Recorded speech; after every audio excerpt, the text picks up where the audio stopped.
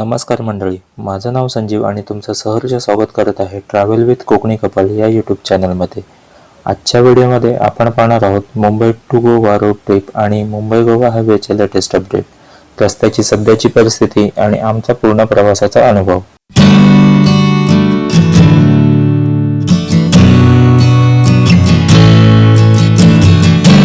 आजचा प्रवास खूप खास आहे कारण आम्ही जाणार आहोत गोवा बाय रोड ट्रिप।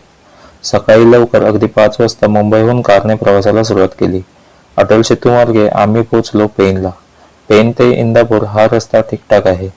मध्ये थोडे थोडे पॅचवर्कचं काम चालू आहे, तर काही भागांमध्ये छोटे पॅचवर्क्स अजून बाकी आहेत। पुढे आलात तर महाड खेड हा रस्ता सध्या खूपच चांगला आणि स्मूथ आहे। हवामान छान, आजूबाजूला हिरवळ आणि अरुंद रस्ता ड्राईव्ह एन्जॉय करण्यासाठी सर्वात बेस्ट रस्ता आहे। मग आम्ही पहिला ब्रेक घेतला खेडला। इथे थोडा आराम केला, चहा घेतला आणि आपली गाडी वॉश करून घेतली आणि पुन्हा प्रवासाला सुरुवात केली। पुढे खेड टू चिपळूण हाही रस्ता खूप छान आहे, म्हणजे ऑलमोस्ट काम कंप्लीट झालेलं आहे।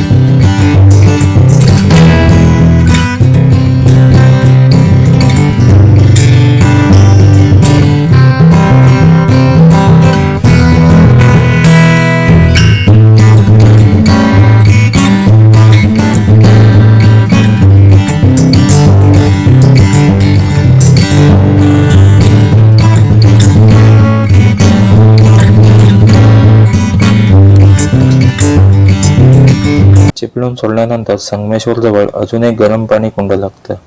इथे श्रीदेव सोमेश्वराचं मंदिर आहे। इथे जाण्यासाठी तुम्हाला पाकाडीने खाली उतरावं लागतं। हे ठिकाण पाहून खूप बरं वाटलं। ही जागा मात्र शांत आणि निसर्गरम्य आहे। इथलं पाणी खूप गरम आणि स्वच्छ होतं।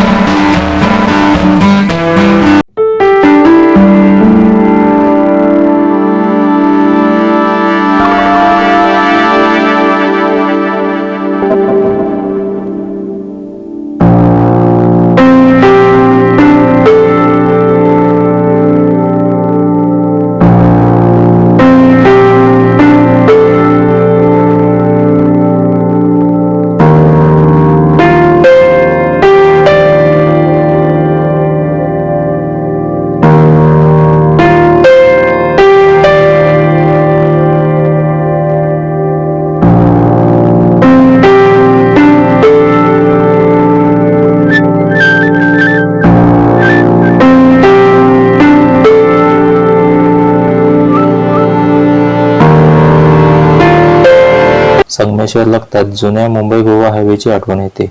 पुन्हा तेच खड्डे, रस्त्याचं काम जोरात चालू आहे. काही ठिकाणी बायपास तर काही ठिकाणी कंप्लीट रस्ता पेंडिंग आहे. संगमेश्वर बरोबर हातखंबा, पाळी, लांजा या ठिकाणी सुद्धा रस्त्याचं काम पेंडिंग आहे. आमची वॉश केलेली कार पुन्हा धुळीने माखली. या भागांमध्ये अरुंद रस्ते आणि खूप सारे डायव्हर्जन्स आहेत.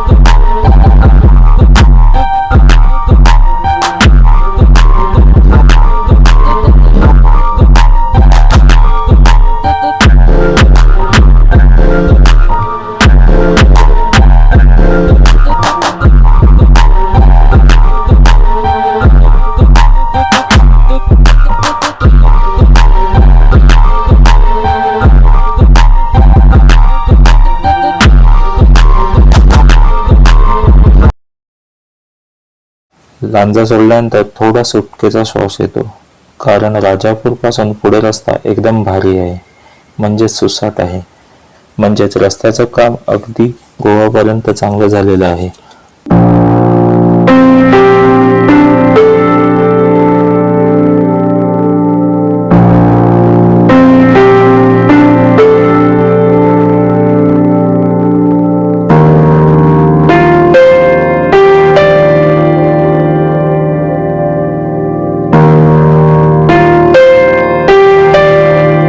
ओव्हरऑल आमचा प्रवास छान होता.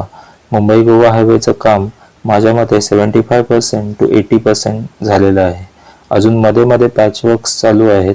असे सगळे अनुभव घेत आम्ही संध्याकाळी 6:30 वाजता गोव्यात पोचलो. थोडा थकवा होता, पण गोव्याचा हवामान, समुद्राची हवा आणि वाईब्स पाहून आम्ही विसरलो. कसा वाटला आमचा हा पहिला व्लॉग? इन्फॉर्मेटिव्ह वाटला तर लाईक करा, शेअर करा आणि सबस्क्राईब करा. भेटू पुढच्या व्लॉगमध्ये.